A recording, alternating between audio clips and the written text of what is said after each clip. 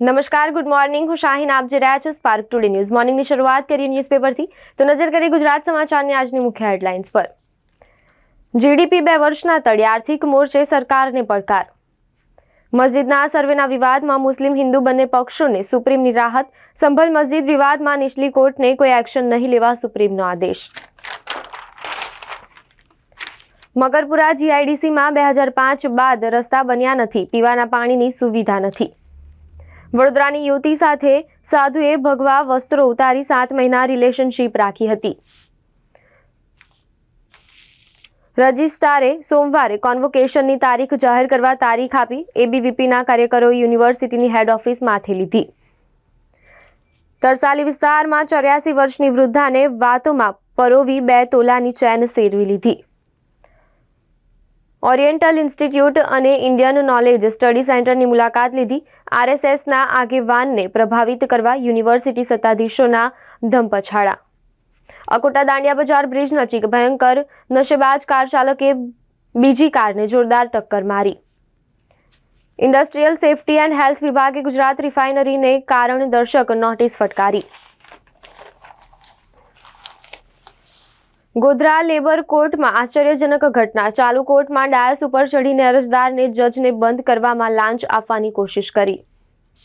નડિયાદના કોઈ વ્યક્તિના કહેવાથી બંધ કરવામાં 35,000 રૂપિયા મૂક્યા હતા. કોર્પોરેશનને કરોડોની જામીનની લહાણી કરી.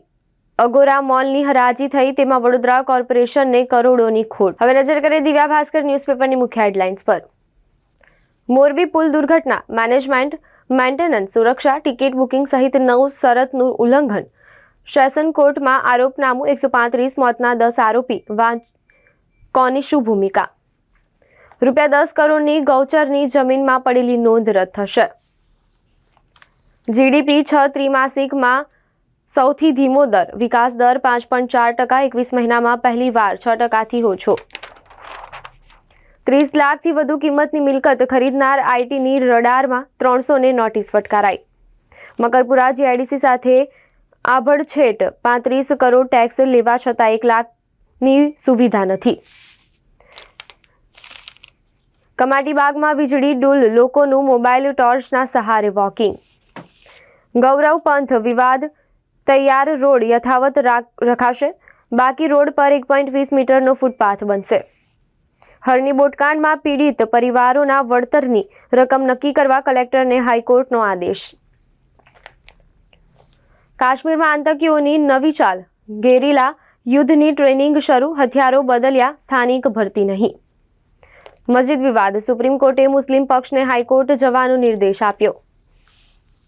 ચાલુ કોર્ટે ડાયસ પર બેઠેલા જજને કવરમાં 35,000 રૂપિયાની લાંચ ઓફર થઈ. જજે પોલીસ બોલાવી અરજદારને જેલ મોકલ્યો.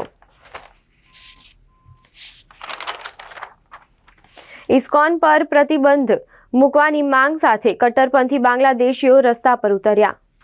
મહારાષ્ટ્ર બાઇકને બચાવવા જતા નિગમની બસ પલટી. 15ના મોત નીપજ્યા. હવે નજર કરી ગુજરાત મિત્ર ન્યૂઝપેપરની મુખ્ય હેડલાઇન્સ પર.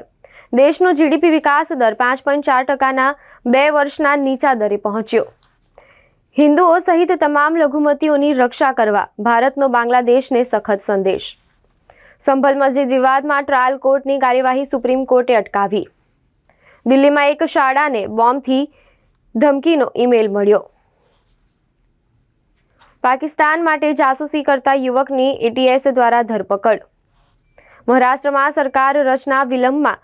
શિંદે ગામ જતા રહ્યા. મહાયુતિની બેઠક મુલતવી.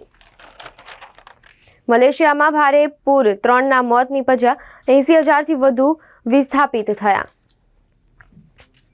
માંજલપુર સ્પોર્ટ કોમ્પ્લેક્સ ખાતે એકલ અભિયાન ખેલ મહોત્સવ. ₹1,50,506 જમા કરાવવા આદેશ. ચેક બાઉન્સ કેસમાં ડભોઈની અદાલતે 1 વર્ષની કેદ ફટકારી. બાંગ્લાદેશે ચિન્મય દાસ સહિત ઇસ્કોન સાથે સંકળાયેલા 17 જણાના બેંક ખાતા ફ્રીઝ કર્યા. મહારાષ્ટ્રના એક ગામમાં અપશબ્દો બોલવા પર ₹500નો દંડ ફટકારાશે. વિનાશક આગના 5 વર્ષ પછી ફ્રાન્સનું નોત્ર દેમ કેથેડ્રલ ફરી ખુલ્લું મુકાયું. બિરસા મુંડાના પ્રપૌત્રનું રાંચી હોસ્પિટલમાં નિધન થયું. ઈ-કેવાયસી માટે કડકડતી ઠંડીમાં બાળકો સાથે ઊભા રહેતા વાલીઓ. વીએમસીના ડેપ્યુટી કમિશનર પદે કેપી જોશી અને વીએમ રાજપૂત ચાર્જ સંભાળશે. હવે નજર કરીએ લોકસત્તા જનસત્તા ન્યૂઝપેપરની મુખ્ય હેડલાઇન્સ પર. વિકાસની રફતારને બ્રેક, જીડીપી 18 મહિનાના તળિયે. મહાયુતિની બેઠક રદ, શિંદે સતારા રવાના.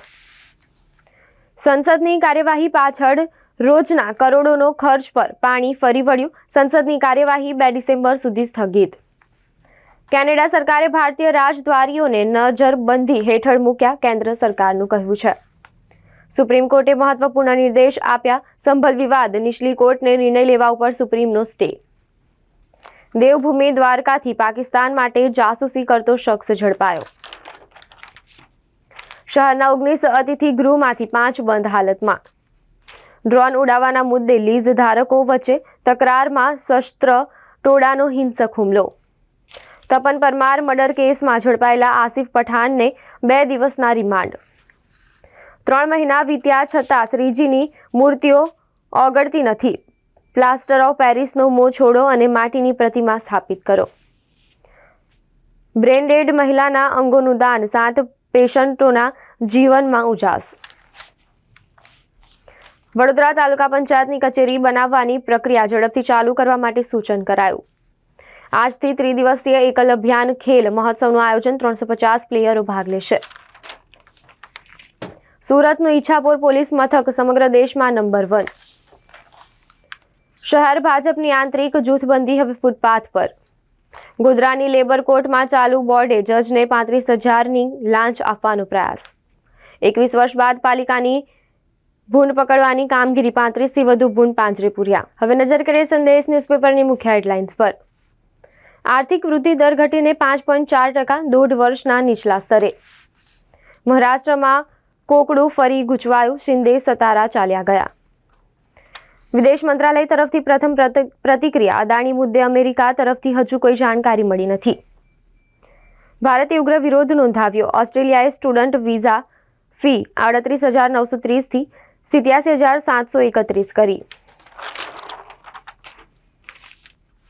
વીએમસીની સામાન્ય સભામાં આરોગ્ય અમલદાર વિરુદ્ધ શાણી સ્મશાનમાં ખર્ચ કરવા દાતા તૈયાર છતાં મંજૂરીમાં ઠાગાઠૈગા.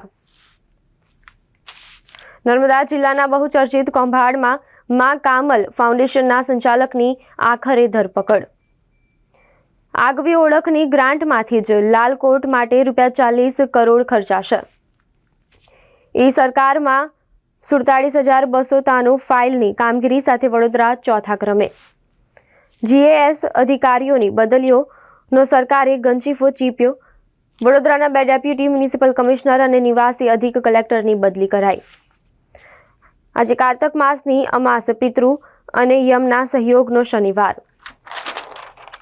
ખોડલધામ સરદારધામ વચ્ચે બળતામાં ઘી હોમવા સરદારાને સોપારી અપાઈ. સંપાદનમાં જમીન જતા ખેડૂતનું સ્ટેટસ ગુમાવનારને ખેડૂત પ્રમાણપત્ર મળશે. ભાગીદાર સાથે ₹1 કરોડ ઉપરાંતની છેતરપિંડી કરતા ફરિયાદ નોંધાવાઈ.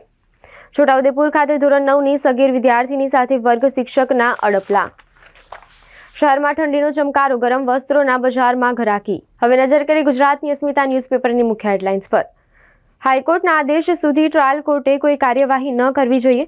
સંભાલ કેસ પર સુપ્રીમ કોર્ટની મહત્વપૂર્ણ સૂચના. નીચલી કોર્ટના નિર્ણય સામે કેટલાક વાંધો છે. બાંગ્લાદેશ સરકાર ચિન્મય પ્રભુને તાત્કાલિક મુક્ત કરે, શેખ હસીનાનું કહેવું છે. કેનેડા સરકારે ભારતીય રાજદ્વારીઓને નજરબંધી હેઠળ મૂક્યા, કેન્દ્ર સરકારે કહ્યું. એક સર્વે થવો જોઈએ, ત્યાં ભગવાન શંકરની સ્થાપના કરો. અજમેર દરગાહ મુદ્દે બાબા બાગેશ્વરનું નિવેદન. મણિનગરમાં વૃદ્ધા પ્રસંગમાં ગયા અને તસ્કરોએ ઘરનું તાળું તોડીને રોકડ સહિત 5 લાખની ચોરી કરી. શહેર શિક્ષણાધિકારી 1 ડિસેમ્બરે વાલી સાથે વાર્તાલાપ કાર્યક્રમ યોજાશે. મેનેજર પર માલિકના વોટ્સએપ ડીપી વાળા નંબર પરથી કોલ આવ્યો ને 1.98 કરોડ ગયા. કથિત સાધુઓના ચાલતા ડખ્ખાના કારણે જૂનાગઢની ખૂબ મોટી બદનામી થવા પામી છે.